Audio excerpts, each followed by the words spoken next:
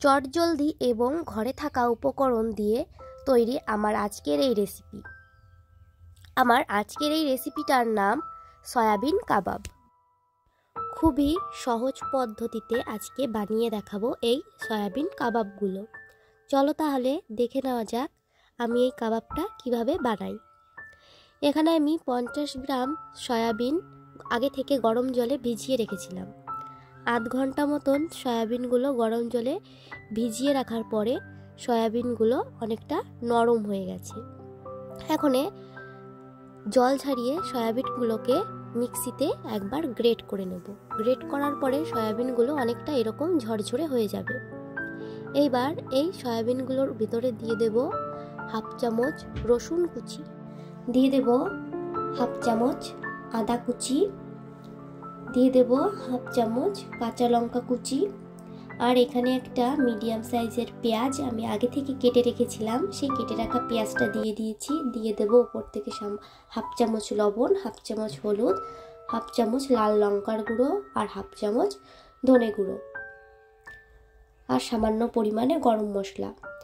এর উপরে দিয়ে দেব 2 চামচ বেসন আর 2 চামচ চালের গুঁড়ো। এই উপকরণগুলোকে একবার ভালো করে মেখে নেব। ভালো করে মাখানো হয়ে গেলে উপর থেকে দিয়ে দেব সামান্য পরিমাণে জল। জলটা দিয়ে আবারও 2 চামচ দিয়ে দেব চালের গুঁড়ো। চালের গুঁড়োটা দিয়ে আবারও ভালো করে মেখে নেব। মাখানো হয়ে গেলে হাতটাকে ভালো করে পরিষ্কার করে অল্প অল্প করে এই সয়াবিনের মাখাটা হাতে তুলে একটা গোল বলের মতন বানিয়ে নেব। এইবার হাত দিয়ে প্রেস করে করে বলটাকে একটু চ্যাপটা চ্যাপটা করে কাবাবের মতন শেপ দিয়ে নেব। এই একইভাবে আমি সব কয়টা কাবাব তৈরি করে নিয়েছি। এখানে প্যানে আমি তেল গরম করতে দিয়েছিলাম। তেলটা গরম হয়ে গেলে এক এক করে কাবাবগুলো আমি তেলের ভেতরে দিয়ে দেব।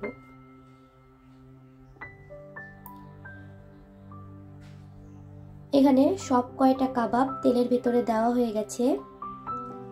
কাবাবের এক পাশটা হয়ে গেলে আমি কাবাবগুলো উল্টে দেব অন্য পাশটা হওয়ার জন্য। দুপাশ থেকেই ভালো করে উল্টে পাল্টে আমি কাবাবগুলো ভেজে নেব। কাবাবগুলো ভাজা হয়ে গেছে। কাবাবগুলোকে এখন তুলে নিতে হবে।